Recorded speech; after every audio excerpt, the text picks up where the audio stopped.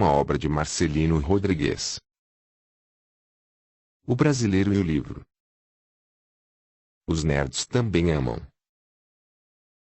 Capa, arte e diagramação Thiago Gomes. Primeira edição 2013.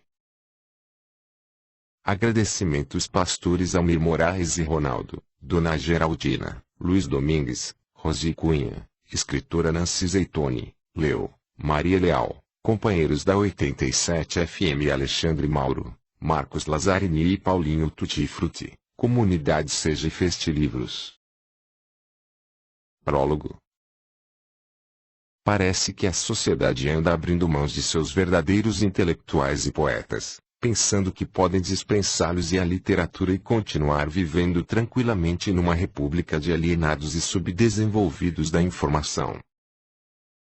Andam escondendo tanto Platão, Santo Agostinho e Madame Blavatsky, que daqui a pouco vamos até acreditar que a alma é uma bobagem e os grandes cantores do Brasil são mesmo esses que a mídia mostra e não aqueles que ela esconde.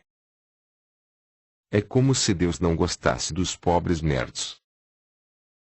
Estaremos condenados a ouvir música de péssima qualidade até que venha outro Noé a nos abençoar chamando outro dilúvio. A relação dos brasileiros com a educação e com os livros é quase inexistente.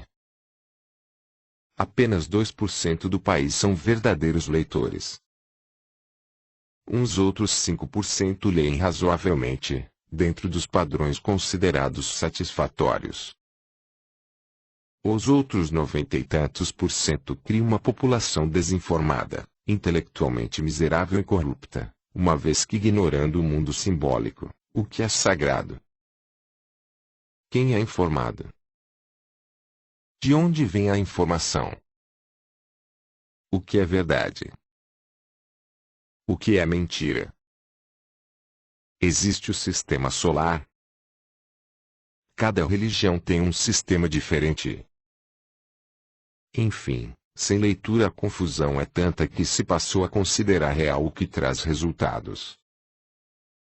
E o egoísmo passou a ser um comportamento socialmente brilhante.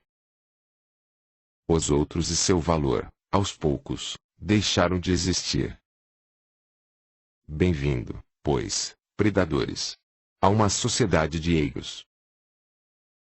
O Brasil não é um país letrado, justamente porque seus próprios professores não são leitores.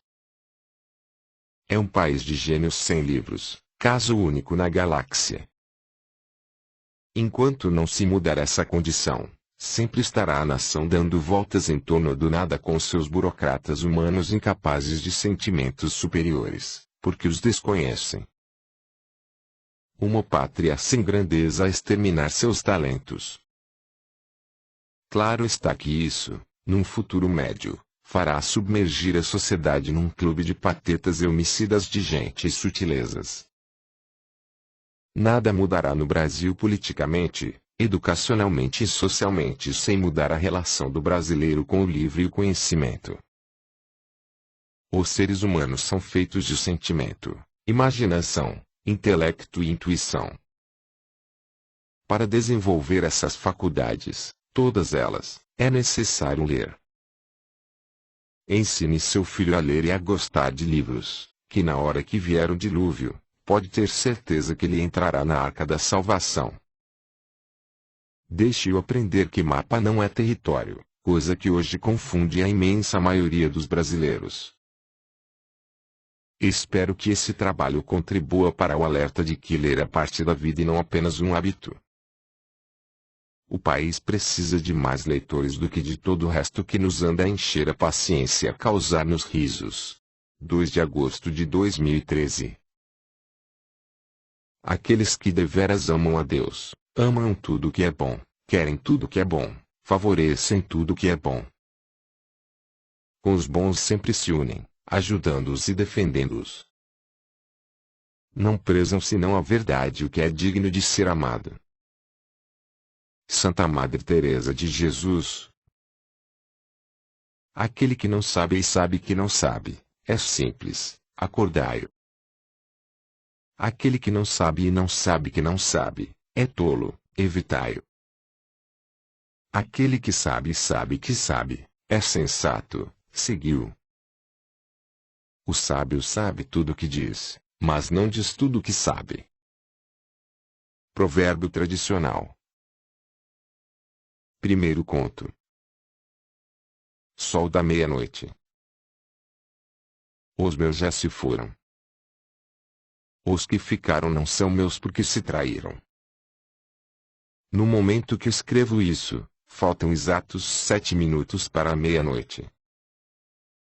O silêncio tece para mim a sua teia, acolho-o. Hoje pela manhã eu via extasiado num misto de melancolia com uma misteriosa saudade uns lides sobre a Noruega. Montanhas e rios formando junto com as construções humanas um poema perfeito. Casas coloridas e opulentas. Fiquei imaginando que povo organizado, e entristeci. E fiquei com a metáfora do sol da meia-noite na alma. Aqui a justiça está em greve há mais de um mês, ou quem sabe há 500 anos.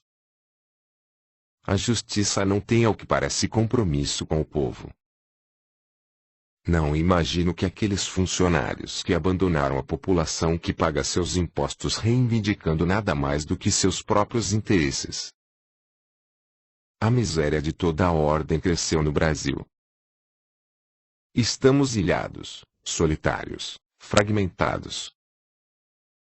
Dentro de mim, o pêndulo oscila entre o desespero e a esperança. Viver também é construir pontes coletivamente, gozar a convivência. Lá no fundo da alma eu tenho saudades da ordem e da felicidade. Acho estranho essa falta de comunicação, de afeto e agressividade das gentes. Os brasileiros, em sua maior parte, ainda não aprenderam a apreciar a vida, nem as pessoas. Passei um dia planejando um programa de engenharia humana para esse país. Dará certo? Não sei. Lançarei a semente. Talvez esteja condenado a plantar, também para salvar-me um sentido. São agora 00:16. Sinto-me como um farol perdido no meio do mar. Ou a torre de uma igreja extinta no deserto. Ou talvez quem saiba eu seja o sol da meia-noite da cor de um crepúsculo velando sobre o país adormecido. Segundo conto. O brasileiro e o livro. Dentre tantas constatações que já fiz sobre a deficiência da educação no Brasil, a mais dramática é que o brasileiro não tem noção alguma da essência do livro. Ele sabe apenas que o livro é um objeto. Ele não vê o livro como uma parte do espírito da vida, e uma das mais importantes, sem dúvida. O homem sem conhecimento e sem uma mínima cultura sabe pouco, pensa pouco, produz pouco e desperdiça muito. O livro na verdade é a escova de dentes do espírito, se me permitem a metáfora inusitada. Como escritor, é evidente que essa ignorância consentida e essa indiferença em relação ao livro, dói mais. Pude sentir na pele o desconhecimento da importância do livro por parte da população. Para o brasileiro médio, um livro não é algo diferente de um artesanato de madeira ou que um porta-CD. É apenas um objeto sem substância viva de vida, para ele. Algo descartável. Quem conhece pouco, valoriza pouco. O que está contido nos livros não são apenas palavras, mas espírito. O que deve ser feito para se mudar essa cegueira absurda, que muito me estranha que mesmo muitos intelectuais não tocam no assunto? Em primeiro lugar, denunciar o crime. O país é um dos mais atrasados no quesito leitura, que bem poderia passar a ser uma matéria escolar. Por que não? Se isso é barato e necessário. Com investimento na leitura e na base educacional garanto que em 2 décadas a economia do país e a qualidade de vida vão melhorar, no mínimo, em 30%. Se terá uma gente mais qualificada, com senso crítico, mais responsabilidade e menos preguiça mental. Com uma população nutrida de livros, a vida que deixará de ser uma mera luta pela sobrevivência para vir a ser uma coisa mais interessante para todos. Como tantos sábios já disseram, só há um bem, o conhecimento, só há um mal, a ignorância. Uma população que não lê é uma população de ignorantes. Terceiro conto. Pobre povo. O texto abaixo de Eduardo Galeano exprime de forma majestosa como em geral vive o povo, em sua imensa maioria e não apenas no Brasil, claro, pois o mundo todo está caindo numa espécie de tecnobarbárie. Na América Latina, continente do escritor, essa realidade é mais pungente. As pulgas sonham em comprar um cão, e os ninguéms com deixar a pobreza, que em algum dia mágico de sorte chova a boa sorte em Alcântaros, mas a boa sorte não chova ontem, nem hoje, nem amanhã, nem nunca, nenhuma chuvinha cai do céu da boa sorte, por mais que os ninguéms a chamem e mesmo que a mão esquerda coce, ou se levantem com o pé direito, ou comecem o ano mudando de vassoura. Os ninguéms, os filhos de ninguém, os donos de nada. Os ninguéms, os nenhuns, correndo soltos, morrendo a vida, fodidos e mal pagos, que não são embora sejam. Que não falam idiomas, falam dialetos. Que não praticam religiões, praticam superstições. Que não fazem arte, fazem artesanato. Que não são seres humanos, são recursos humanos. Que não tem cultura, tem folclore. Que não tem cara, tem braços. Que não tem nome, tem número. Que não aparece nas páginas policiais da imprensa local. Os ninguéms, que custam menos que as balas que os mata. Quarto conto. Onde buscar conhecimento. O conhecimento autodidata, em seus primórdios, passa pelo aprendizado dos filósofos e mitos gregos, sobretudo Platão nos Diálogos e na República, pelos fundadores das religiões como Buda e Jesus Cristo, pelos clássicos da literatura universal e das artes plásticas e pelos grandes filmes do cinema. Além disso, as artes marciais e os esportes são fundamentais para se trabalhar nessa ignorância do próprio corpo. Um iletrado que lê a Bíblia não vai entender nem saber separar o joio do trigo, nem enxergar e diferenciar os sentidos literais e figurados da mesma. Para se conhecer as coisas, é preciso certo método e, sobretudo, saber suas origens. Do nada e do meio caminho não vem nada e meia informação só produz trapalhões e trapalhadas.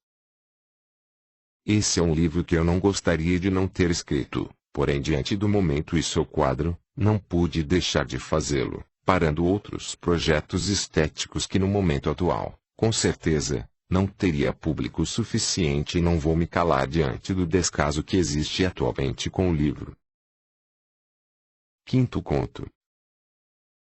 Sintomas da geração sem noção e sem futuro. Texto 1.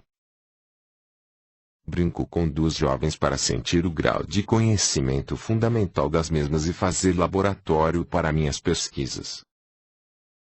Uma tem 15, outra 18 anos. O que quer dizer hierarquia? Hã? Hierarquia. A mais velha, peraí. Não conta não. Acho que sei o que é, disse sorrindo, porque no Brasil se vai para a boca do leão sorrindo por pura inocência. Não sabiam. Não saber o que significa hierarquia é o mesmo que não saber que uma coisa vem depois da outra, e que um vem depois do dois, ou quem manda e quem obedece. Texto 2. Dois meninos jogam bola. na faixa dos 13, 15 anos. Converso com um conhecido do bairro e aposto que nenhum dos dois sabem quem foi Castro Alves. O companheiro diz que não duvida.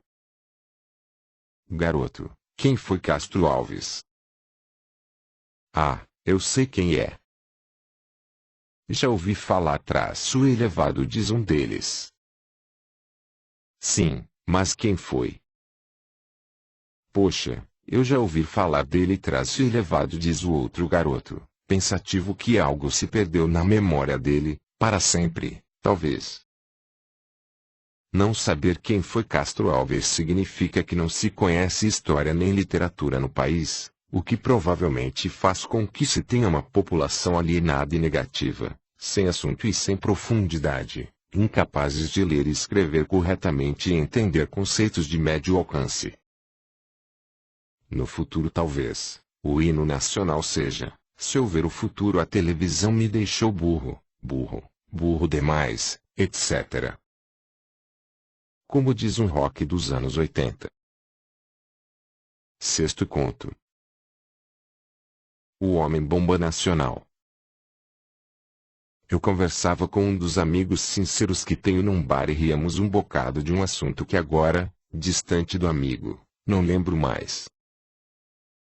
Na mesa ao lado, um homem parecia prestar atenção.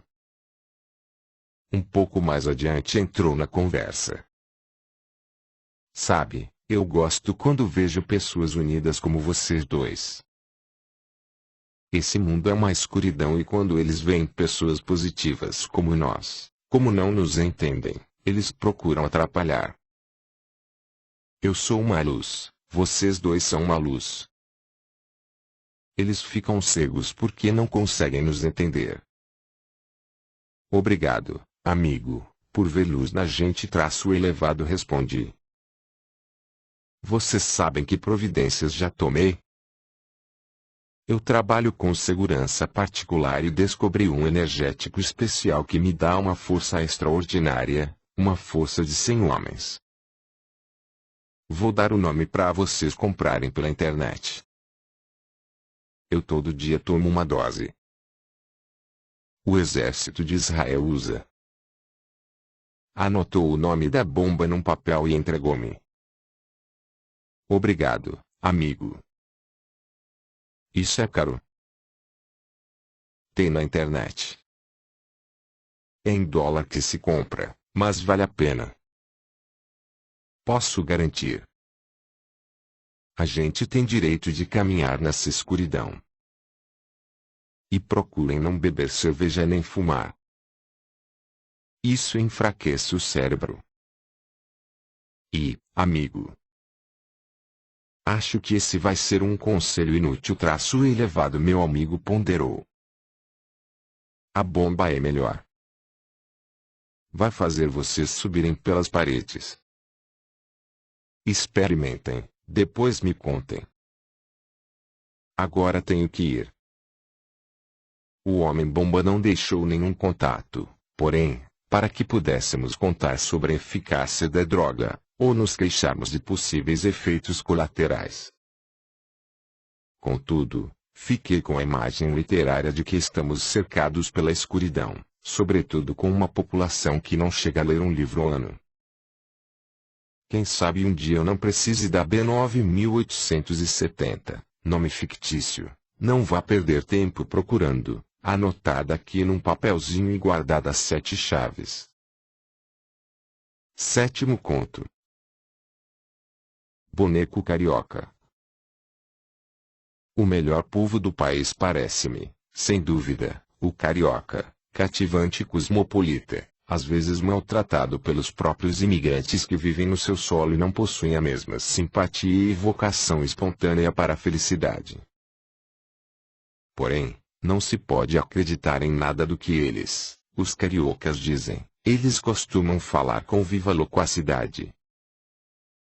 Você apresenta um problema ou uma proposta a um da gema e ele te dá logo a solução e te vende com muita simpatia uma esperança que parece eterna. Te chama inclusive para você ir almoçar na casa dele, sem deixar endereço nem telefone, jurando amizade eterna. No dia seguinte, porém, ele desapareceu para sempre. E se você cruzar com ele na rua, talvez ele nem se lembre. Mas não deixe de ser divertido ver eles falarem, prometerem e não cumprirem. Quando você tiver um problema ou quiser uma miragem, procure um carioca. É uma das coisas mais certas que ele te prometerá alguma coisa que não vai cumprir. Se cumprir, é paulista camuflado. Ponto. Você não resolverá seu problema, mas ao menos vai se divertir em perceber como se fala coisas sem sentido e que não se deve levar a vida muito a sério, sobretudo num país onde a palavra e nada dá quase no mesmo. 8º conto. Seres primários são negativos.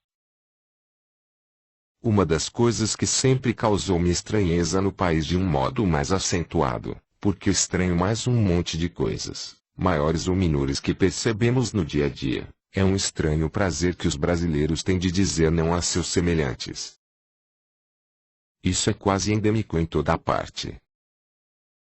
Grandes portas não se abrem por essa tendência negativa de tratar o outro como se não fosse nada, um estorvo. E quando ele passa mesmo a ser um estorvo, já foi vítima do descaso anterior que como uma bola de neve vai só crescendo.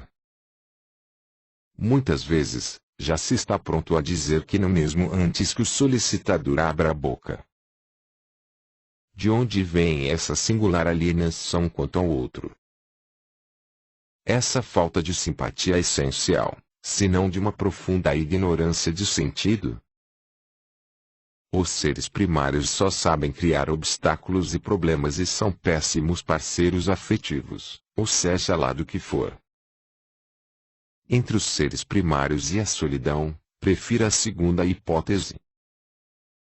Os seres primários ainda não ingressaram no mundo civilizado. Não perguntem a eles nada sobre Paris. Infelizmente, hoje, os seres primários ocupam 80% do território. Os seres primários só pensam em si e em como se darem bem, sem que saibam em essência nem o que é bom, nem o que é bem. Eles estão subindo pelas suas paredes. Os seres primários adoram dizer não. 9º conto. Brasileiros, analfabetos do sentido. Não precisa você saber. Vire-se agora para a pessoa ao lado e pergunte: quem foi John Keats? A probabilidade dela não saber é quase de 100%. Se você não sabe e a pessoa de seu lado também não sabe, tire a conclusão do grau de cultura geral do brasileiro. De 1 a 10, pode dar 0 sem dó. O citado desconhecido acima foi um dos maiores poetas do mundo e era inglês. Escreveu um verso tão famoso que, sendo mesmo entendido, poderia colocar-se o mesmo no portal de todas as escolas do país e do mundo. A verdade é a beleza é a verdade. Isso é tudo o que sabeis na terra e tudo o que precisais saber.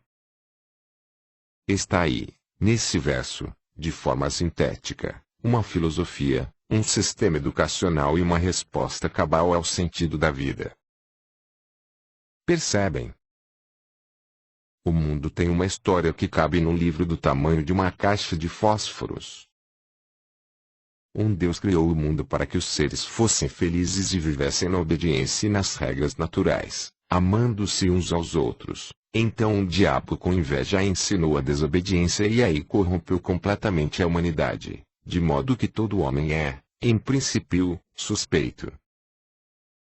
O mesmo Deus que criou o mundo, penalizado com o estado miserável dos seres viventes, mandou outro Deus salvar o mundo ensinando que não deveríamos nos matarmos uns aos outros porque isso desequilibraria o céu estrelado e isso seria de extremo mau gosto.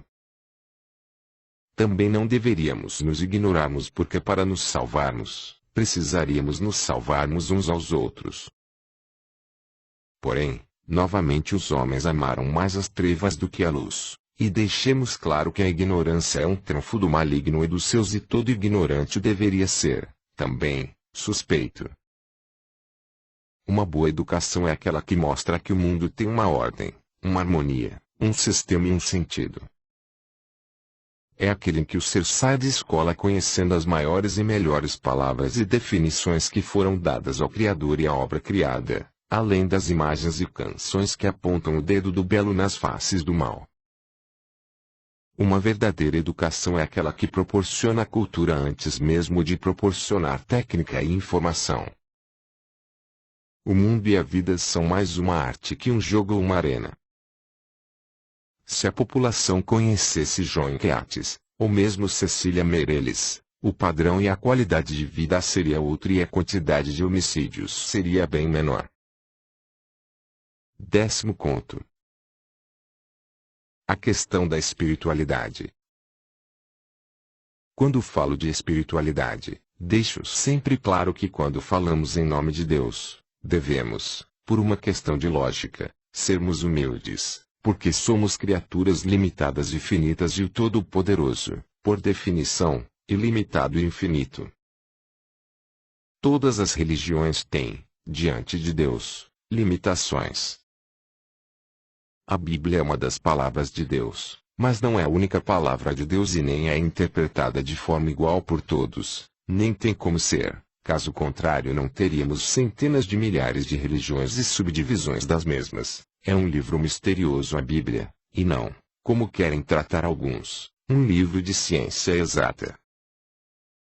Se houvesse apenas uma verdade, Jesus não teria dito que a casa do Pai tem muitas moradas, nem que são dos pobres do espírito as bem-aventuranças.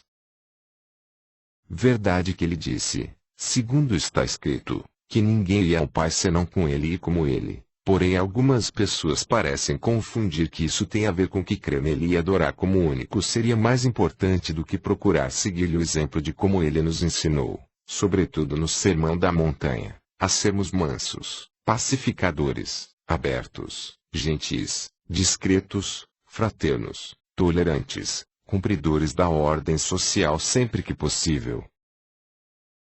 Quem ler atentamente a Bíblia, observará que para ele a ética era mais importante que o fanatismo, posto que ele disse que o bom samaritano aqui era seu discípulo e não os muitos que dizem Senhor, Senhor.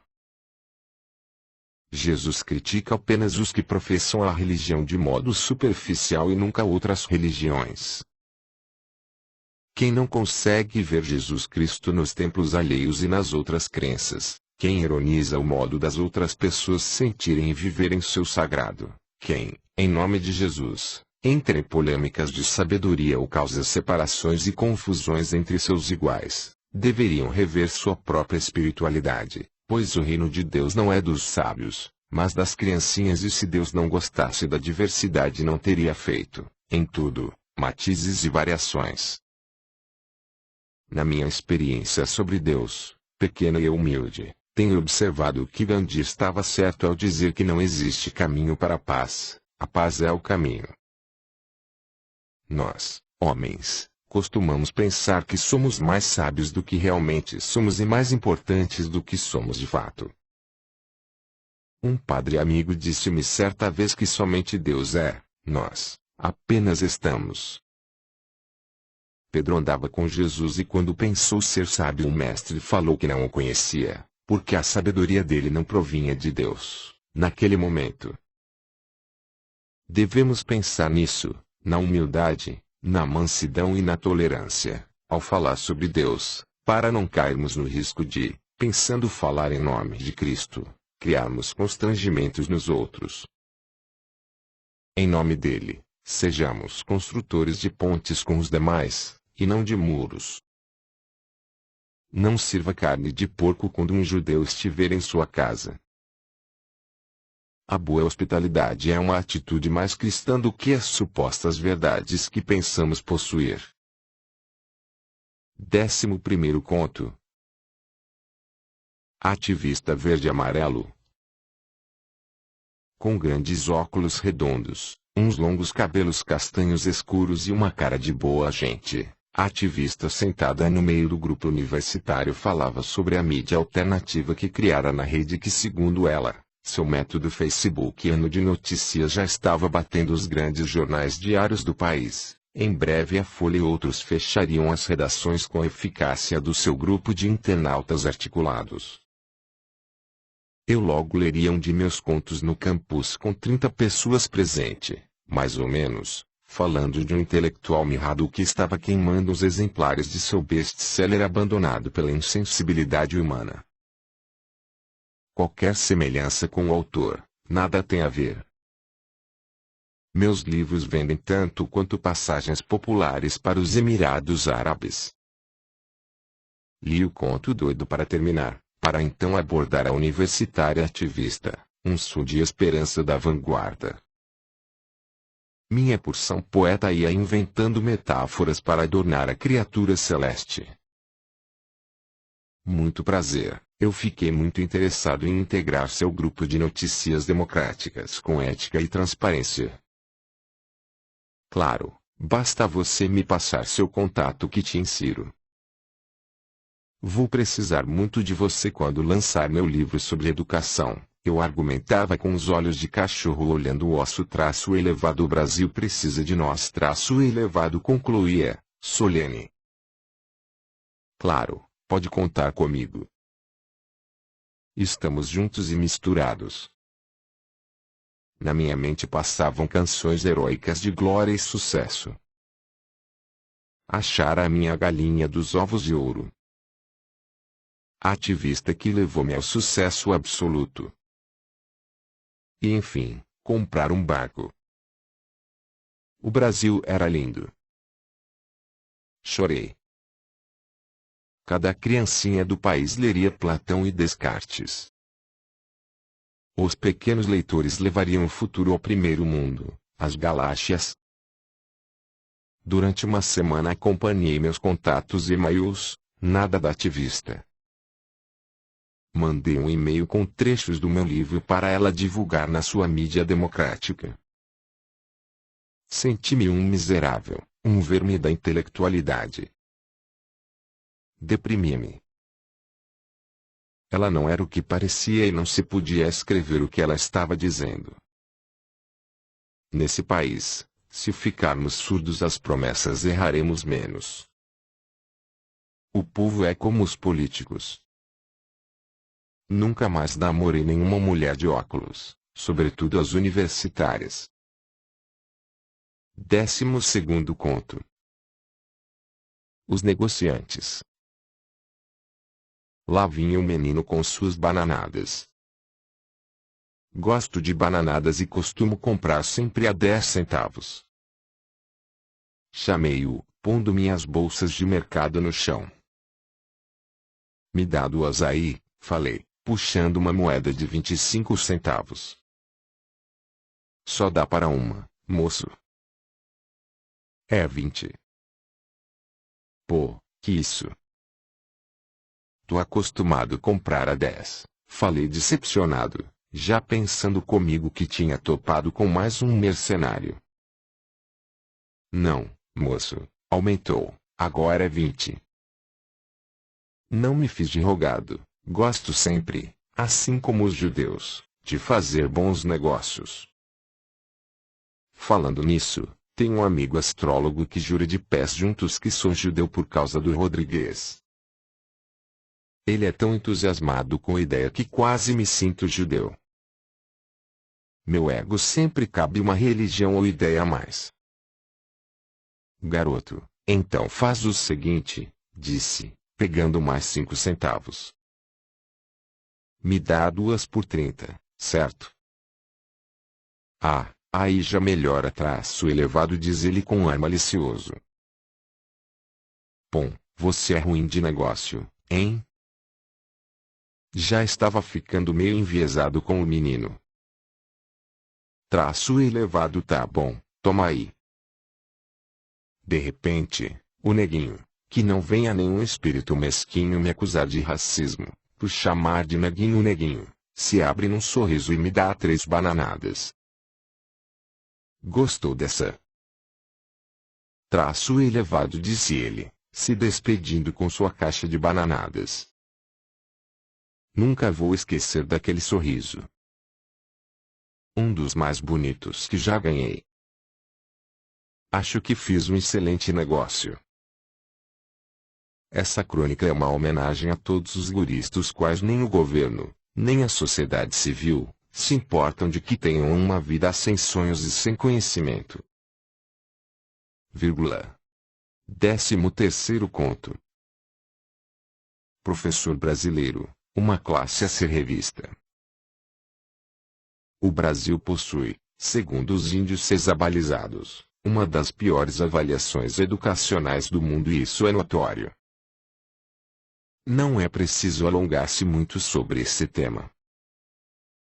Por outro lado, curiosamente, a classe dos professores costuma ser muito bem vista no país, parecendo pairar acima de quaisquer críticas, como se fossem altos sacerdotes de uma religião inquestionável. Que ganham pouco, que são sacrificados é uma parte da verdade, mas não justifica-se para o descaso que se percebe em alguns profissionais para com a excelência do ensino. Não se tem na cultura do país ainda o conceito tradicional de mestre, por conta do subdesenvolvimento, onde uma bola, por exemplo, é vista como algo mais importante que um livro. Educação, no entanto, tem menos que ver com o salário e mais com a atitude e amor ao conhecimento, além de vocação. A classe atual de professores, em sua imensa maioria, com aumento de salário vão investir mais em bens de consumo do que em instrumentação, conteúdo e tecnologia para reformar e melhorar as gerações vindouras e, se não houver uma conscientização do tamanho do atraso em que se encontra o país, onde as provas do Enem são fontes caudalosas de piadas de humor negro, num futuro médio estaremos convivendo com uma sub-humanidade que não saberá lidar com os sensos mais elementares da vida em sociedade. O professor brasileiro lê. O quê? Que músicas ouvem? Que filmes assistem? Que pintores apreciam? A classe dos professores deveriam fazer uma autocrítica sobre a pobreza de informação cultural que está ocorrendo no método de ensinar no país. Atualmente, os professores parecem, por exemplo, desprezar a literatura e isso é mediocridade. O Dia dos Professores deveria ser o dia da distribuição nacional e troca de obras literárias, qual seja, de verdadeiro conhecimento. No Brasil, o livro deveria vir na cesta básica, ou se deveria criar o vale-livro, tamanha a gravidade da situação. Os pedagogos do país, geralmente individualistas, deveriam, antes de pensar em lecionar, trabalhar sua própria formação cultural e humana antes. A má educação não é apenas culpa do governo. Você que é pai, cuide de que seu filho goste de livros. Gente de valor não perde tempo com cérebros mecânicos. A leitura desenvolve o pensamento e a imaginação. 14º. Procura-se uma boa pessoa, para qualquer negócio. Procura-se uma boa pessoa. A qualquer preço, a preço de tudo. Procura-se uma pessoa que não se valha de seus rótulos para deixar para depois o compromisso de fraternidade universal com seus semelhantes. Uma pessoa que não coloque o lado profissional acima do humano. Procura-se uma boa pessoa a qualquer preço, a qualquer custo. Uma pessoa que nunca, em tempo algum, tenha coragem de ferir com palavras ou com ausências. Procura-se uma pessoa que fique feliz com a legítima felicidade de seu próximo. Algo assim como alegrar-se de ver alguém bem vestido, sem inveja. Procura-se uma pessoa que seja solidária, mesmo com aqueles que não são tão bons no que fazem. Procura-se uma pessoa que ao ver que a outra tomou um tombo ridículo, que seja, irá ver se a mesma está ferida, ao invés de sorrir com a queda. Procura-se uma pessoa que goste de dizer sim a qualquer iniciativa que seja boa, amável, agradável ou mesmo que gosta de cumprir aquele mandamento sutil do Evangelho de que quando te chamarem para andar 1 légua, ande 2. Uma pessoa que ajude pelo prazer de ajudar e, fazer por fazer, abençoar por abençoar. Procura-se uma pessoa que, de vez em quando, tenha humildade de olhar o céu e dizer: meu Deus, perdoa meus pecados. Como tu és grande e eu, pequeno. Procura-se uma pessoa que goste, por prazer, de dividir as bênçãos que recebe, porque tudo, absolutamente tudo nesse mundo é empréstimo. Inclusive a vida. Procura-se uma pessoa que saiba dedicar um tempo ao relojoeiro que cuida de seus pulmões e corações, sem que ela mesma tenha que a mínima consciência disso. Procura-se uma boa pessoa, dessas que quando você precisa dela, ela não cite trechos lindos de livros e te vire as costas. Uma pessoa boa, como uma criança que saiba, sorrindo, dividir um chocolate. Procura-se uma pessoa que ao ver um absurdo diga ainda meu Deus e não apenas mude de canal e vire a página.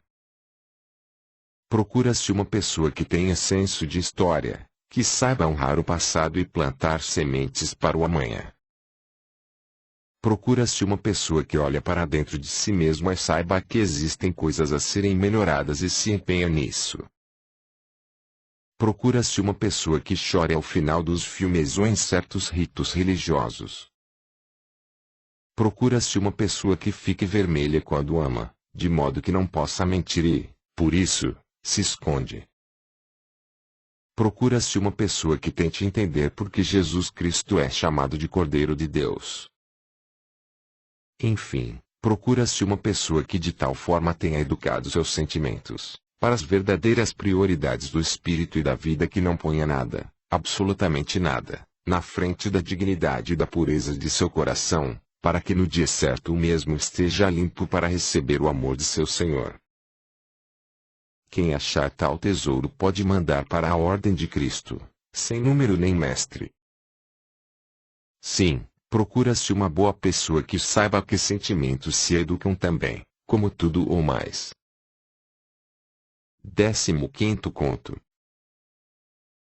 Texto encontrado numa caverna do Planalto Central, onde alguns intelectuais formaram uma seita de mascarados. O Frei vai te pegar? A questão da educação no Brasil assume proporções de holocausto, atualmente. Agravada com a ingenuidade típica, ou simplesmente a inércia da população, que vê com muita naturalidade seus cantores e compositores serem varridos da mídia, substituídos por bundas de mulheres pitorescas e cantores semi-analfabetos. É como se um grande dragão estivesse avançado e os indiozinhos estivessem sorrindo, esperando que eles venham trazer um excelente futuro, ao formar uma geração inteira de estúpidos. Já temos uma geração, ao menos, perdida. Lobos disfarçados de cordeiros ganham espaços milagrosamente. Eles, os brasileiros da atualidade, não ouviram Edith Piaf. Jamais contemplaram as ruínas da Acrópole, nem choraram quando Rimbaud sentou a beleza em seus joelhos. Fora de cogitação que viram o quadro Guernica, de Picasso. Só enxergam dinheiros e bundas.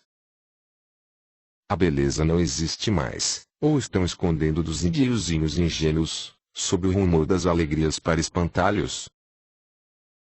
Pode cruzar seus braços, amigo, que o dragão está avançando e logo vai pegar você. Igualzinho ao Fred. Verdade, o Fred vai te pegar. 16º conto. Como se aprende valores através de livros e histórias infantis.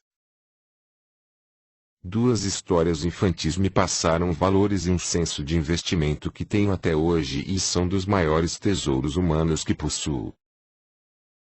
Além de aprender esses valores de forma bela e metafórica, Essas histórias entranharam no meu ser uma sofisticação humana que raramente se vê no país, o senso de investimento a longo prazo de cuidar daquilo que tem valor. As histórias são a galinha dos ovos de ouro e o gato de botas.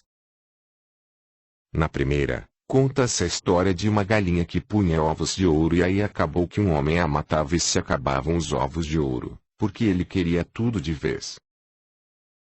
No dia a dia do brasileiro acontece muito isso. Mata-se a galinha ao invés de alimentá-la. Isso vale dos negócios aos relacionamentos.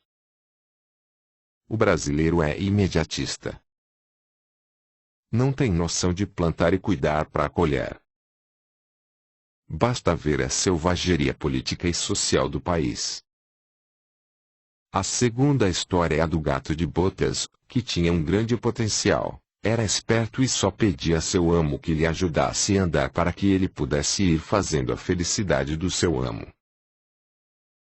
Os europeus conhecem essa história.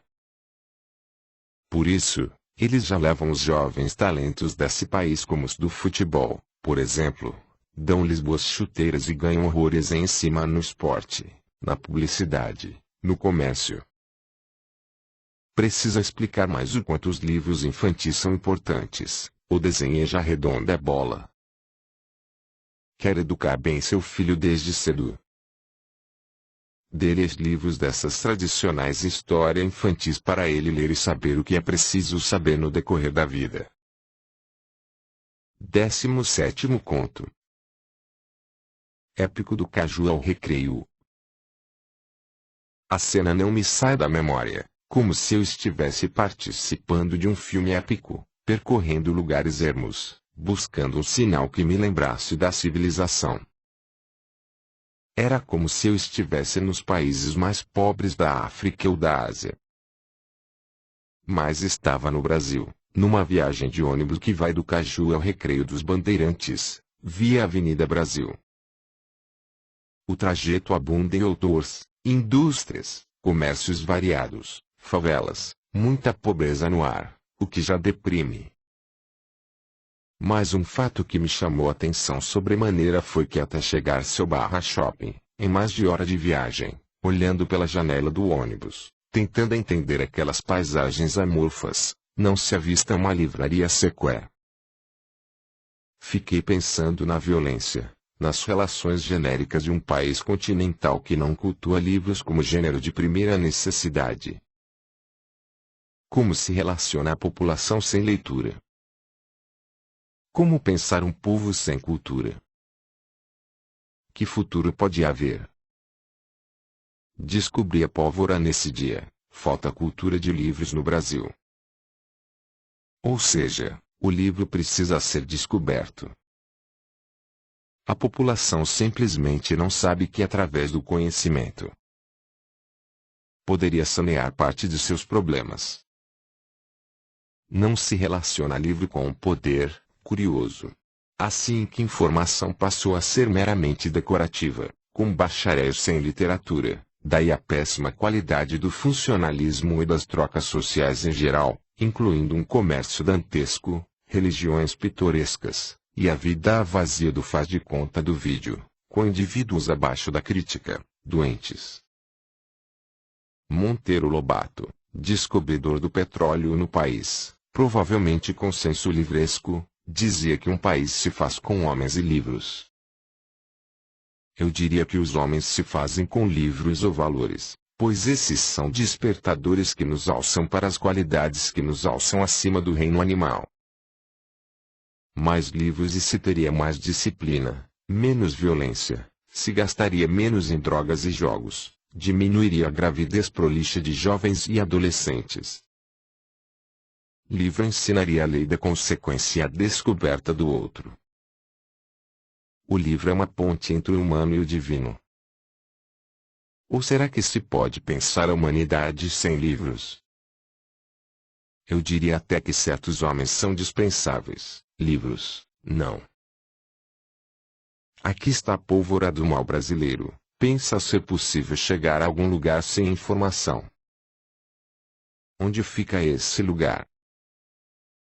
Aliás, o que é lugar? Quem quiser descobrir um país, ou inventá-lo, tem que começar pelos livros. A falta de cultura é o que engendra todos os males no país da minha mãe. Esse texto foi publicado anteriormente em Anjo da Tarde.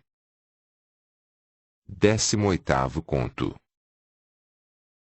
O ovo da serpente.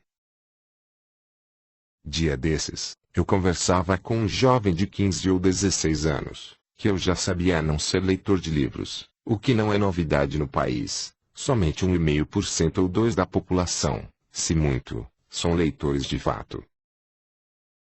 E você estuda a literatura no colégio? Não. Só no ano que vem, quando eu passar para o 2º grau. Nesse momento de nossa fala, entendi tudo no lampejo. Descobri o ovo da serpente. Ora, a literatura é a arte de usar as palavras, pensar e criar realidades. É com acento grave matéria, portanto a ser ensinada desde a alfabetização, com conteúdos adequados aos alunos de cada série. Não é uma matéria de importância secundária, essa.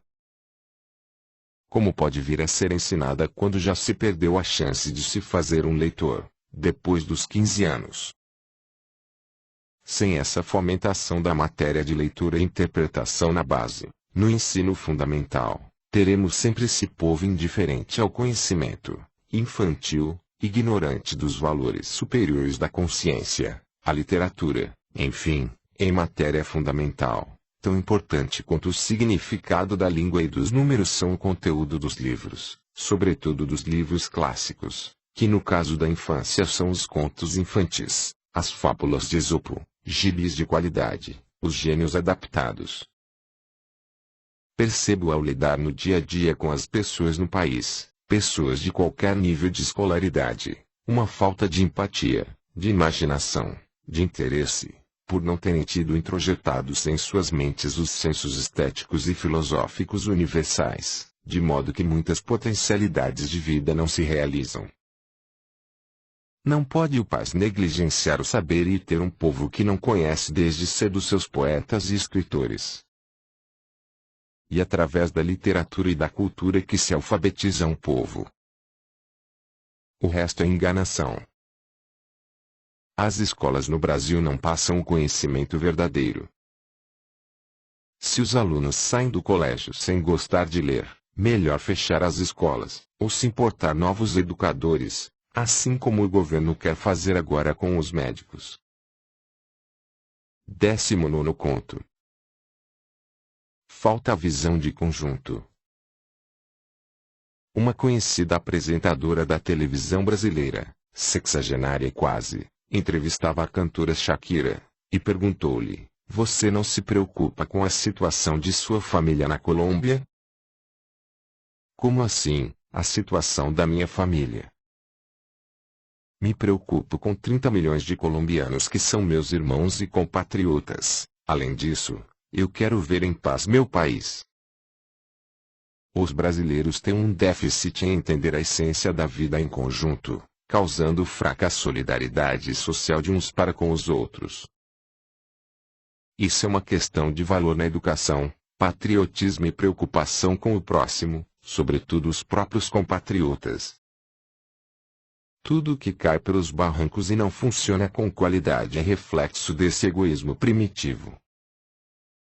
Temos que formar cidadãos republicanos, não egos primitivos como hoje, que só pensam em si nos seus, quando pensam. A cantora colombiana mostra que maturidade tem também a ver com informação. 20º conto. Hospital Souza Aguiar traz sua elevado médica pessimista teoria do quinto mundo. Anos atrás, conversando com uma médica no Hospital Souza Aguiar, após ter passado mal, começamos a entabular uma conversa estranha, como se nós dois estivéssemos em uma espécie de campo de concentração, tendo uma conversa proibida, por ser uma conversa humana, demasiado humana. No Brasil, Até o amigo estranho agente traço elevado, dizia ela. Eu não senti a solidão na Argentina, doutora. Não nessa proporção que sinto aqui. Em comparação com a Argentina, isso aqui é o quinto mundo. A justiça é lenta e os fóruns que eram para funcionar 24 horas por dia, empregar pessoas úteis, só abrem às 11 horas da manhã. Traço elevado ia comentando, me escutando por dentro com um estetoscópio. O povo trabalha sem vontade de agradar nem o próximo nem a vida. Não existe méritos fáceis por aqui. Existem conchavos. Traço elevado. Ela ia me ensinando com suas frases a ficar esperto. Terminada a consulta, deu-me boa sorte. Sai do hospital com a sensação de que não conversava com uma pessoa diferente, ou seja, que eu não conhecesse, fazia anos. Muitos anos. Estamos no quinto mundo, com pibão e tudo. Não fica claro que teremos que criar outros tipos de seres humanos mais afetivos e funcionais, para ver o futuro. Ou estamos condenados a viver num país de técnicos frios e sem graça, desinteressantes e miseráveis. Uma população que na verdade não sorri, apenas mostra os dentes. 21º conto. Como educar seu filho no Brasil? Em primeiro lugar, deve estar claro, ou deveria, para o país inteiro, que a educação dessa república é precária, não apenas por questões econômicas, que nesse caso são secundárias, mas por uma questão de filosofia e conteúdo na maneira de ensinar. O conhecimento no Brasil é desprezado. Veja que as atuais celebridades da mídia de massa, 80% delas, são incapazes de criar uma metáfora. Aliás, as mídias de massas não trarão as informações necessárias para que se forme um cidadão consciente. Esse segredo ululante da informação está, em grande parte, nas bibliotecas. Em primeiro lugar, portanto, você deve fazer de seu filho um leitor. Precisa seduzi-lo para a leitura. Gibis, cinemas com filmes baseados na literatura. Os meios de se fazer isso são infinitos. Ainda que seu filho não venha a ser um Kafka, ele ao menos saberá falar e escrever com exatidão, consequentemente votar, exigir seus direitos, não jogar a lata de cerveja vazia pela janela do carro. Acredite, amigos leitores têm outro tipo de mentalidade. Essa sedução pela leitura deve ser feita na infância até os 12 anos. Depois disso, se você não fez do seu filho um leitor, fique à espera de um milagre. Uma vez que seu pequeno já sabe e goste de ler, leve-o para uma academia de artes marciais. Pode acreditar que a selva vai testá-lo em algum momento de sua existência. Ao menos para autodefesa e para aprender a sabedoria oriental de corpo e mente, recomendo judô, karate, natação, boxe. O esporte tem que ser algo que faça parte da vida do seu filho. Ponha na sua cabeça que existe uma educação física. Corpos que não fazem esforços são corpos preguiçosos. As artes marciais ensinam todo um senso de valor e valores subjetivos. O esforço físico fortalece o caráter. Para completar nossa obra-prima de educação, apresente os quadros, ao menos uma dúzia deles, dos maiores pintores da humanidade, entre os quais Leonardo da Vinci, e as sinfonias mais famosas do mundo, dizendo eu descobrindo com ele, quem foi Bach, Mozart, Ravel, esses sujeitos. Agora é claro, que no meio disso, você está lendo trechos dos evangelhos para seu filho, como o livro de Provérbios, por exemplo, evangelizando o pequeno para que ele não seja um devasso ou um bárbaro. Coisa que anda ocorrendo, porque parece que amar ao próximo não é uma máxima muito em moda na atual formação. O país é o campeão dos homicídios banais. Tenha um filho balizado na ética cristã. Batize, por fim, seu filho numa religião qualquer, nem que seja para ele não matar seu amiguinho no colégio. Fechando com chave de ouro, ensine-o as 6 palavras mágicas, por favor, muito obrigado, bom dia, boa noite, boa tarde, muito prazer. Se você conseguir passar isso tudo ao seu pequeno, valerá a pena você ter vivido e ele ter nascido. Ponto. Levando em conta que você não apenas ensina falando somente, como procura dar uma meia dúzia de bons exemplos. 22º conto. Trabalhando a cultura no dia a dia. Se eu disser como se pode adquirir uma cultura bastante razoável com uns 5 minutos por dia, as pessoas talvez se surpreendam. Vamos imaginar o seguinte. O livro mais importante, ao menos para essa parte do mundo em que estamos, digamos de procedência cristã, é a Bíblia. Não pense que cito a Bíblia, embora seja um místico, com nenhuma intenção dogmática. A motivação do meu trabalho apenas é de plantar sementes de crescimento ético e intelectual, dentro da experiência que tenho na prática da cultura e do desenvolvimento pessoal. Vamos ficar, a título de exemplo, com os livros do Novo Testamento, que em geral os evangelhos de Marcos, Mateus, Lucas e João possuem 20 e poucos capítulos. Eu li todo o Novo Testamento dessa maneira, era um capítulo diário. Em menos de um mês você termina um evangelho. Em menos de 2 anos você passa a conhecer todo o Novo Testamento, o que na prática e de maneira subjetiva irá te enriquecer muitíssimo com relação à psicologia profunda e ao mundo simbólico do inconsciente. Além do mais, a prática desse pequeno esforço cultural diário irá fortalecer a autoestima de quem o pratica. As pessoas que possuem a estima mais elevada são aquelas que fazem um esforço consciente para crescer. Citei a Bíblia para mostrar a simplicidade do método, porque além de ser o livro mais importante, a Bíblia é por si só uma cultura e uma fundadora de culturas. Uma pessoa que viva num país que tem uma crença predominante e não conhece as bases dessa crença é uma pessoa ignorante, egoísta, que só se interessa por si mesma.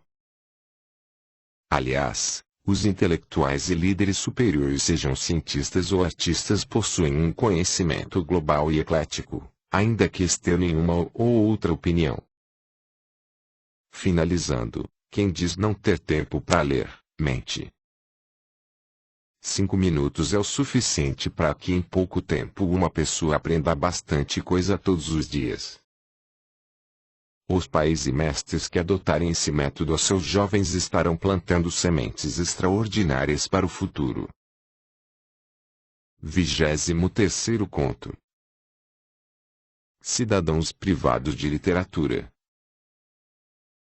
O que vou escrever aqui, talvez você pense ser pouco importante, mas lamentavelmente a realidade exposta afeta a vida de seus filhos e netos. Gostaria, portanto, que esse fato lhe tocasse a ajudar a mudar o quadro da maneira como o livro e a leitura como hábito é negligenciado no Brasil e com isso, claro, também os escritores e outros produtores de cultura.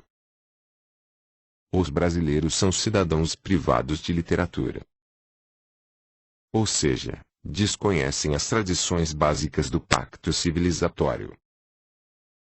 Além disso, apresentam desconhecimento quase que completo da inteligência simbólica e do próprio funcionamento do mundo social, revelando um comportamento primário, com fraca empatia humana, intolerância diante das diferenças, unilateralismo mental e pelo que se conversa no país e vemos no dia a dia, não se pode esperar criação de grandezas humanas.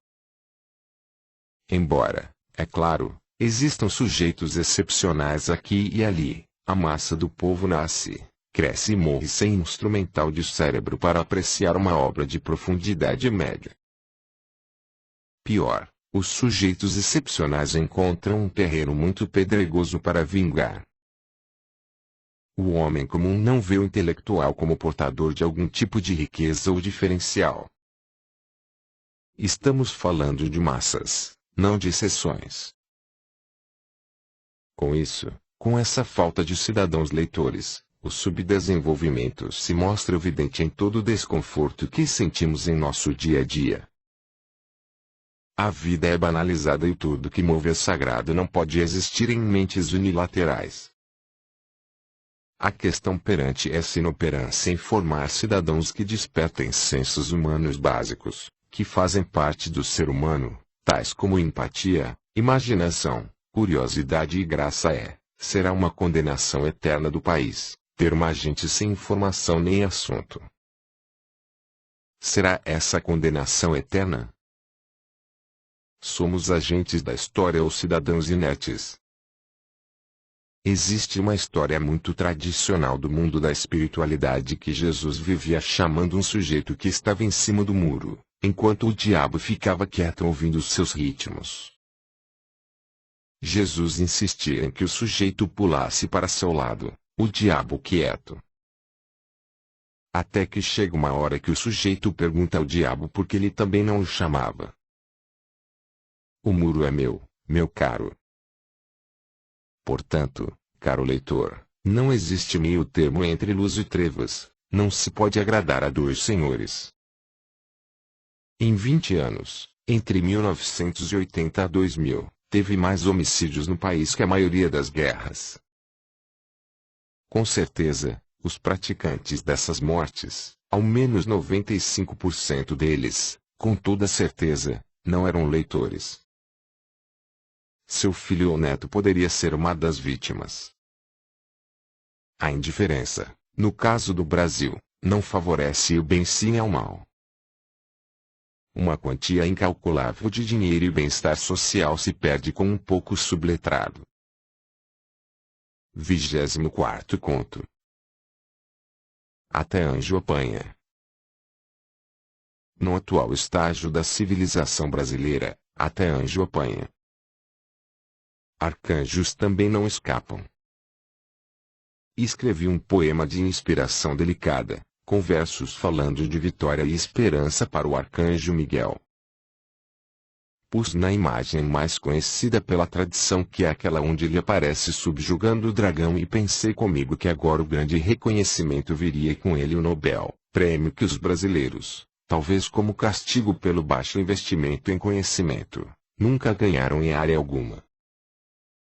As meninas do Leblon agora iriam olhar para mim. Entreguei o anjo a um jovem que, assim como eu, gosta de cachorros.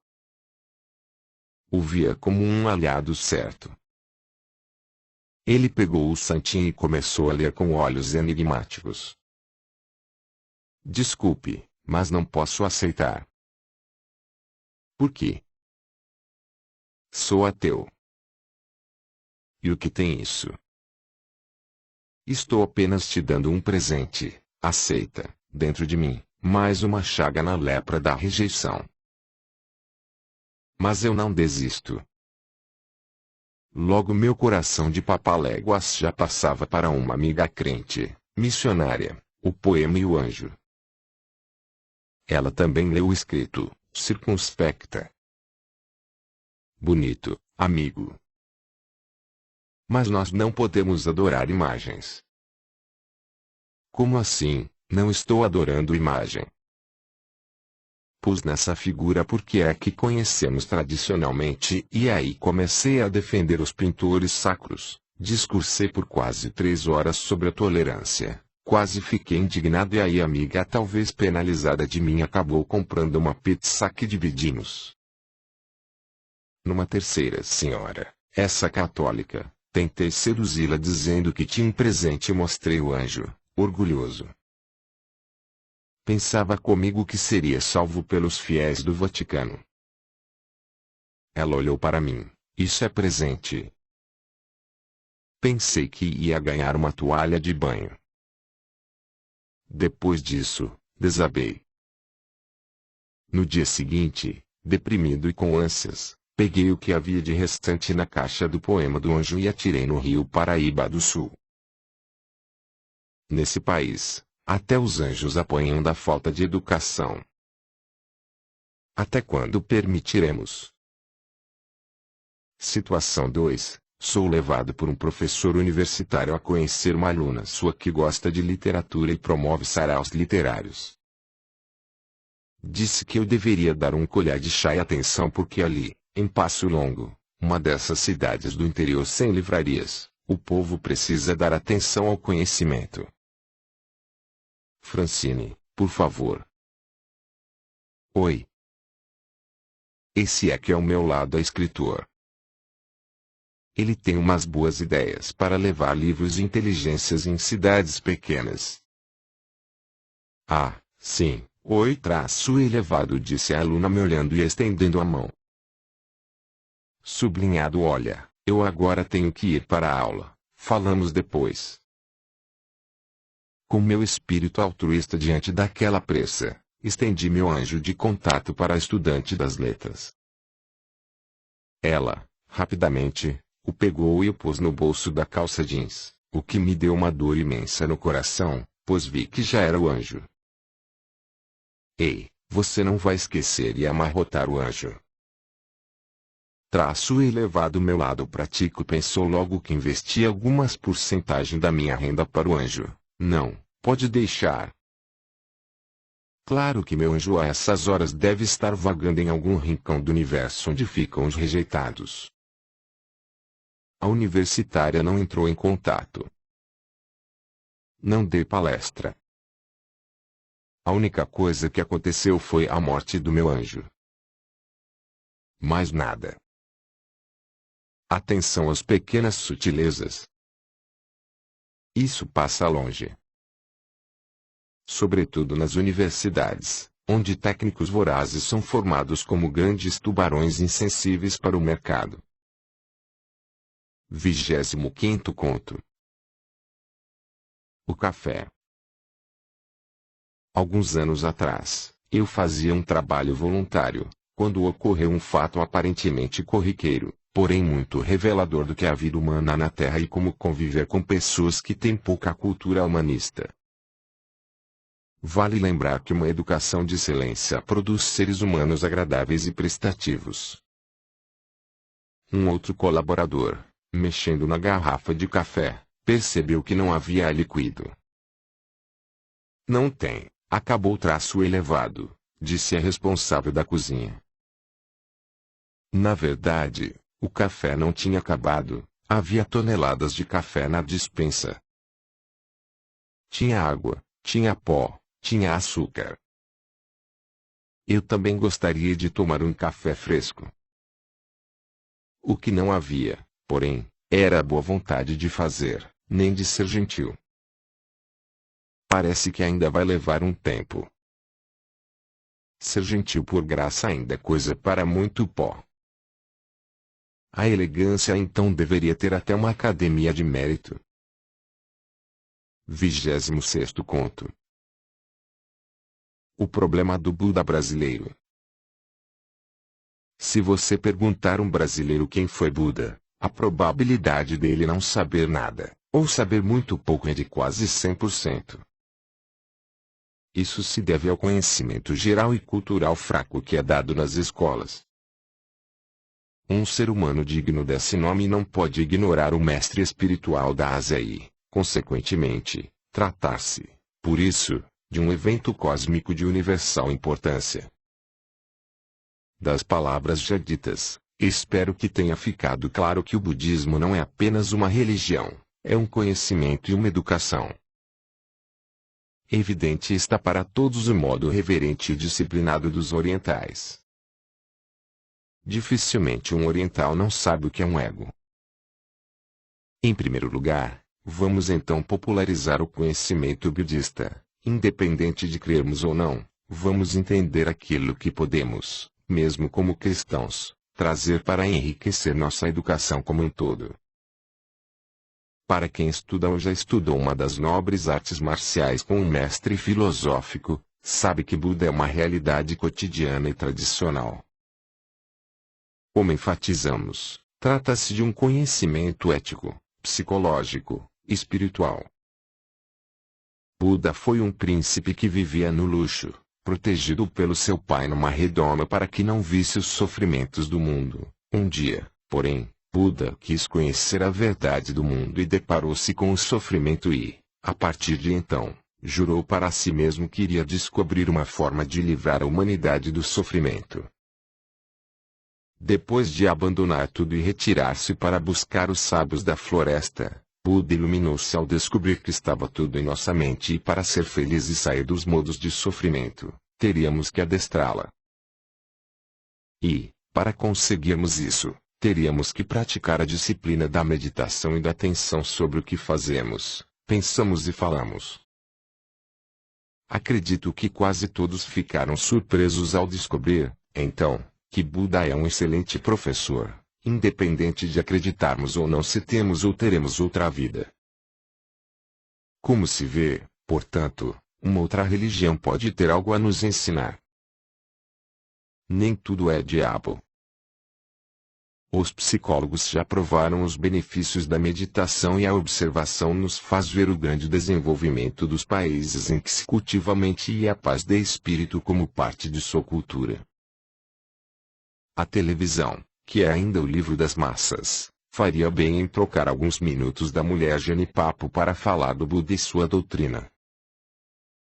O dia que todo menino do Brasil aos 9 e 10 anos já saber e bem sabido quem foi Buda, teremos dado um salto na educação. Tem médicos que até hoje, nesse país, não sabem. Concluindo, qualquer educação que não ensine sobre os grandes mestres da humanidade e a verdadeira doutrina dos mesmos e das outras religiões é subdesenvolvida. 27º conto. Bate-papo no país. Dificilmente, se você é um artista que parece não estar na crista da mídia, acha alguém para bater um papo sádio. Despreza a sua intelectual nesse país com uma facilidade bovina, como se houvessem outros meios de a gente aprender algo na vida sem ouvir aqueles que leram ou viajaram mais. Certa vez cruzei com um desses gênios desprezados em frente à Biblioteca Nacional, onde íamos registrar nossas obras. Ele corria apressado e, para ser idêntico ao coelho da Alice, só faltava a cartola. Intelectual nesse país é muito ignorado, né? Somos meio caçados traço elevado, puxei assunto. Caçados, com 2 esses, disse ele olhando o relógio, assustado. Fui abordar um sujeito para falar de um projeto, tem uns 2 meses. Como tínhamos, ao menos pareciam, interesses em comum, pensei que poderia fazer um amigo. Procurei-o e antes que eu pudesse falar das ideias que eu levaria, o cidadão falou mais que o Tiririca em dia de show, esquecido que eu era o portador da mensagem. Fora isso, cutucava. Estressado, deixei-o na escuridão. Não falei o que deveria dizer e sentia-me como se houvesse sido pisoteado por um exército de rinocerontes. De nada adiante meus óculos sinalizando que sou um sujeito que li inteiros 8 volumes da História da Literatura Universal de Otto Maria Carpo. No Brasil, sou um dos 120 que leram, isso num universo de 220 milhões. Mas em geral, não deixam sequer a gente abrir a boca. Não somos dotados como as mulheres genipapos para a sobrevivência. Deveríamos ter uma bolsa do governo. Uma espécie de bolsa inteligência. Nós, os que lemos Platão, quando vamos começar a falar, a plateia já foi embora, em marcha. Não querem saber como as coisas funcionam no país, como acontece no Japão ou na Noruega. Importam-se apenas com consumi-las, por isso cai tudo em toda parte e apodrece. Não escutam os homens que leem. Desprezam-nos como se isso fosse uma solenidade nacional. A solenidade de desprezar as pessoas sensíveis e inteligentes. 28º conto. O bumbo azul dos interiores gerais. O interiorano segue o mesmo ritual do bumbo azul, passado de pai para filho através das gerações. As cidadezinhas sem cinemas, sem livrarias, sem teatros, perdidas nas paisagens entre as montanhas são incontáveis, insípidas no tempo e no espaço. Enquanto isso, o interiorano bate seu bumbo azul e as mentes mesquinhas se vão sucedendo aos milhões através das gerações. No mesmo ritmo, no mesmo som surdo, cego, mudo. O interiorano, com seu bumbo azul, anda para trás. Não existe tradição sem consciência. 29º conto. Desconforto no comércio.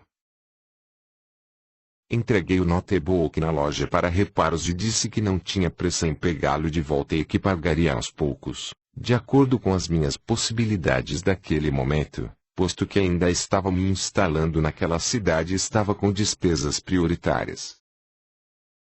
Fechado traço elevado, disse o dono da loja, após dar-me uma lista de procedimentos, por escrito, do que teria que fazer.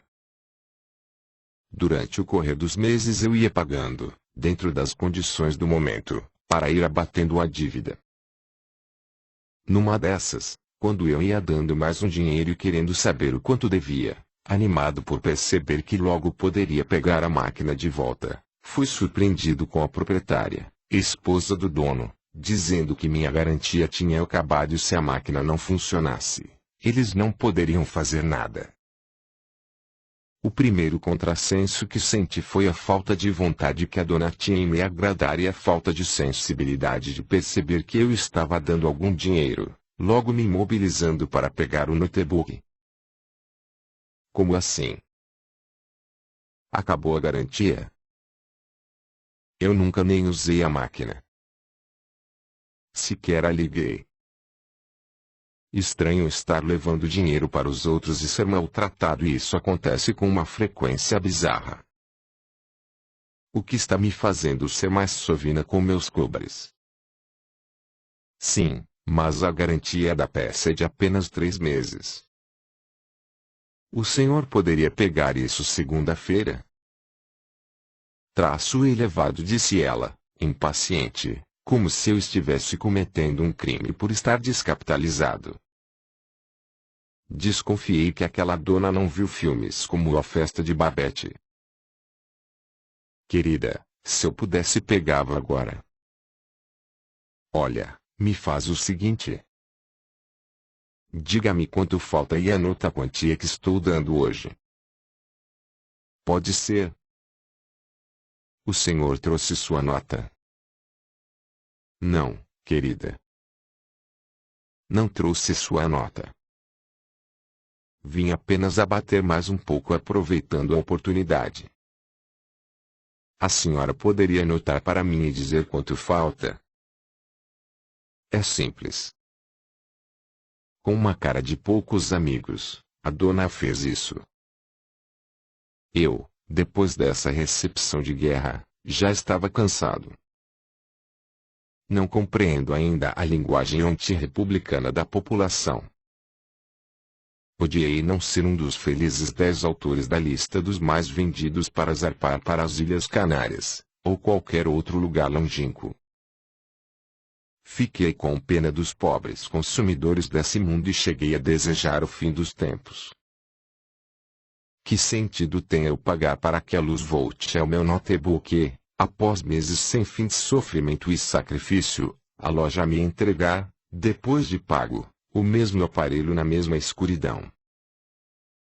Senti-me chicoteado como um escravo branco. A terra parecia-me novamente um lugar de provas e expiações. E eu que entrara na loja todo alegre como um menino na fábrica de chocolates. 30º conto. O analfabetismo emocional. O mais doloroso de todos os analfabetismos dos quais o Brasil sofre de forma pungente é o analfabetismo emocional. Não se gosta de gente no país. Gosta-se de forma apenas primária, às vezes da família e dos amigos, mas basta chegar um estranho no grupo que ao invés das boas-vindas, aquela que antigamente se dava ao novo coleguinha na sala de aula, os nativos costumam nem ver o recém-chegado, geralmente um portador de novos potenciais, tratando-o com um silêncio e uma indiferença que seria cômica se não fosse trágica. Valor subjetivo das pessoas é algo que ainda não faz parte do entendimento dos nacionais do país verde e amarelo. O que se passa? Na verdade, todo mundo quer ser rei e ter seu feudo de influência, de preferência sem estudar nada, nem se preparar para exercer o domínio da coroa. É o país do mínimo esforço. A coisa em pouco tempo terá de vir pronta para os brasileiros, pois em um tempo médio será impossível construir novos potenciais de valor, posto que as pessoas, sobretudo se parecerem pobres e sem protetores, ficarão à margem dos processos criativo e produtivo, sem achar por onde exercerem seus potenciais, que aos poucos, o atual mercado da cultura e da inteligência está ficando cada vez mais entregue a pessoas que deveriam estar em outro lugar mais técnico, e não onde deveria se exercer o valor e as potencialidades humanas. O resultado disso é que os números que costumam falar sobre educação não batem com a realidade que vemos, todos os dias, nas ruas e nos noticiários. Aquele sentimento primário que costumávamos aprender no jardim da infância, de receber e acolher o outro, está se perdendo. Acho que as máquinas estão ensinando a humanidade a ser cada vez mais fria e técnica, em detrimento do valor e do sentir. Para usar uma parábola ao contrário, num incêndio no país, as pessoas procurariam salvar os bens primeiros, para depois salvar as pessoas. Inverteu-se aqui de forma estúpida a ordem das prioridades. O resultado disso é que cada vez ficamos mais apenas seres e menos humanos. Uma população de pessoas que jamais falaria a frase de Babette, a cozinheira francesa, que ganhou na loteria e gastou seu dinheiro todo fazendo um belo banquete e disse: permitam que eu dê o melhor de mim. Há que pouca gente pensa em dar ou fazer alguma coisa para os outros ou para a República. Isso ainda está um pouco acima da imensa maioria do povo. O amor ao outro ainda não foi ensinado, nem em casa nem nas escolas. 31º conto. O profeta revoltado. Depois de passar um tempo sem fim avisando do perigo do vírus FAUN 180 milhões, fundo o analfabetismo literário nacional, que anda crescendo sobretudo nas últimas décadas, e com quase 50 obras publicadas falando da importância do amor, da solidariedade e da cultura, além de alguns dos poemas mais belos da língua, sem nunca ter ganho sequer um mensalinho ou medalha do governo. Homem culto, desses de óculos que tem uma cara tremenda de nerd sempre que podem lhe comem o fígado, o enviado se revoltou. Deus, ó Deus, onde estás que não respondes? Me esquecestes entre as feras. Do alto de uma nuvem, ecoou uma voz e somente a multidão hipnotizada por uma canção alta que tocava um chamado sertanejo universitário não conseguiu ouvir a voz de Deus falando com o pobre escritor paulista. Não, filho. Continua pregando. Uma hora dá certo. Só me deram prêmios simbólicos até hoje. Preciso de caixa. Grana. Money. O Pulitzer. Mas você é muito bom, filho. Sim, mas o que adianta-se que se o povo não me entende? Estou pregando no deserto. Mas João Batista foi assim também. Sublinhado ei, o senhor tá dizendo que minha cabeça vai parar na bandeja. Não. Nós temos um plano B, relaxa. Mas senhor, a corrupção cresce de modo assustador e achar um homem de caráter íntegro tá mais difícil que achar um pelo na baleia. Só tem chato. Mas isso faz parte do meu plano. Deixar crescer o joio no meio do trigo. Na hora certa, mando pólvora e fogo. De cada 1 milhão de pessoas no país, apenas uma leu A República de Platão ou os Diálogos. Eles querem construir leis sem fundamento e a religião sem metafísica. Deveria ser obrigatório certas leituras. Você quer implantar uma ditadura intelectual, filho? Não, senhor, quero apenas ter gente para conversar. Só tem gente cheia de doutrinas na cabeça. Ninguém pensa mais. Tudo entra num binário sem complexidade. Manda-me exílio. Quem sabe não faz parte do meu plano B. Eu falo sobre o perigo do Fred, só os amigos minguados curtem meus status. Gostava de uma garota e ela me trocou por um açougueiro só porque ele tinha automóvel. Relaxa, vermezinho de jaco, vou cuidar de você. Tenho a impressão que eu tenho uma tremenda cara de otário. Nada. Você parece bonzinho, aí elas abusam. Querem te enganar, passar para trás, fazer sabotagens e nem sabe que na hora certa eles serão tragados pelas águas. Meia dúzia de tsunamis e o planeta estará limpo de novo, apenas com gente boa e sábios. É muita poluição da maldade. Estão estragando minhas cerejeiras. O senhor desculpa a franqueza, mas até o diabo deve estar receoso de receber essa gente no inferno. Quem aguenta uma carne sem piedade e sem cultura? Você está esquecendo-se de Dante. No inferno, a piedade é não ter piedade, definitivamente, senhor, viver com pessoas que pensam que o mal vai ficar impune é castigo grande. Continua pregando, filho, que ler é bom. Que ter cultura é bacana. Que sem leitura não tem assunto digno, essas coisas. E se não me ouvirem? Provavelmente não ouvirão. Também não ouviram Noé, disse o Senhor com um sorriso maroto e desapareceu nas nuvens. Acho que só resta a me construir uma arca para salvarmos os cães, os pássaros e os botos. Espero que as vendas desse livro de para fazer o caminho de Santiago, pelo menos. Sobre o autor. Marcelino Rodrigues, escritor hispano-brasileiro, sendo portador, embora relativamente jovem, de uma obra originalíssima, desde o Observador de Pardais, lançado em 1996, sem dúvida é já uma das vozes de nosso tempo.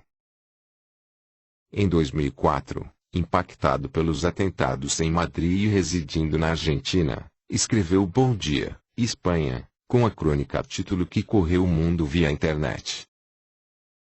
Nos últimos anos, tem se debruçado sobre o problema da educação no Brasil, defendendo a tese de que a literatura e a cultura têm que fazer parte da educação de base curricularmente, formando os cidadãos.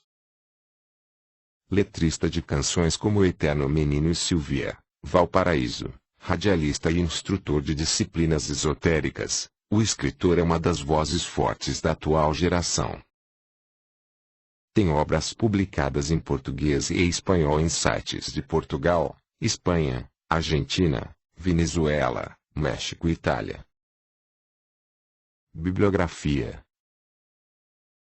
Autor de Observador de Pardais, 1996, O Espião de Jesus Cristo, 1999, Juvenília, 2000, A Ilha, 2001, Café Brasil, 2001, Boneco de Deus, 2002, Mar Romântico, Mar, 2002, Bom Dia, Espanha, 2005, Anjo da Tarde, 2008 e Sol da Meia-Noite, 2009, O Tigre de Deus em Seu Jardim, 2011 e América, Paixão Imortal, 2012.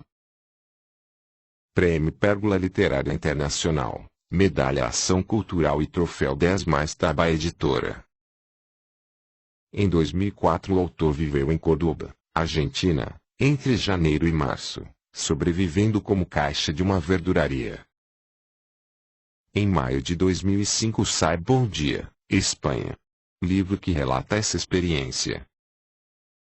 Em 2008 lança gratuitamente para a web Anjo da Tarde e em 2009 e 20 poemas 2010 também pela web, Sol da Meia-Noite e o Tigre de Deus em Seu Jardim, 2011 e América, Paixão Imortal, 2012.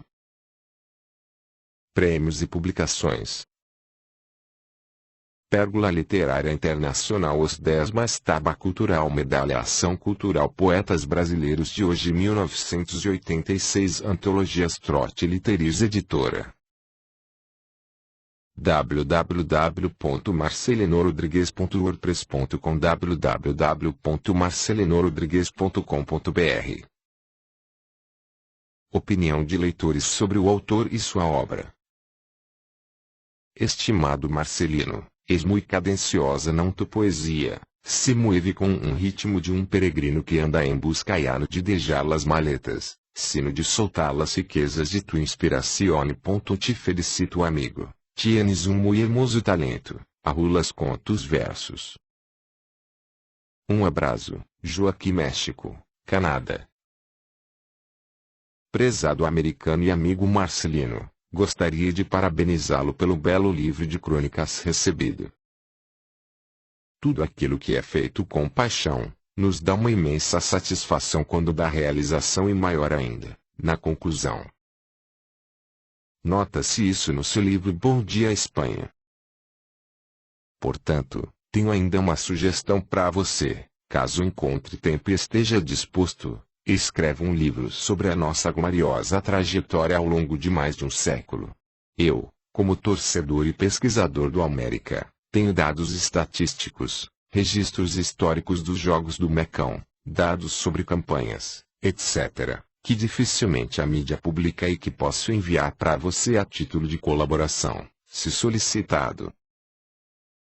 Essa pesquisa foi feita consultando arquivos de jornais, revistas e livros antigos sobre o futebol carioca e também pessoalmente, no nosso DEPT Indicador Ordinal Masculino Histórico, na sede da Campos Sales. Alguns dados estão incompletos e você pode complementá-los. Como amostra, aí seguem em anexo, os dados sobre nosso título de campeão dos campeões invicto em 1982. Saudações rubras. Luiz Eduardo Sublinhado Brasília. Oi amigo, gostou da intimidade?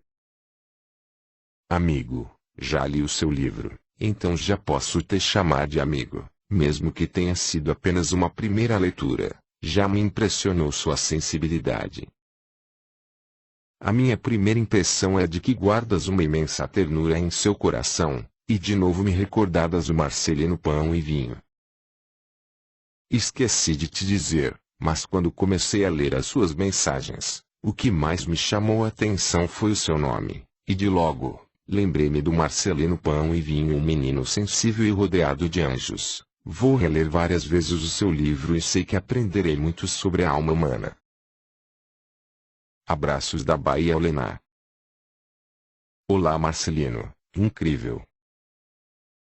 A forma como descreve sua tia galega me faz entender melhor meu pai galego, a quem amo muito, mas que muitas vezes me faz chorar com seu temperamento austero que, em seguida, transforma-se na mais terna demonstração de amor.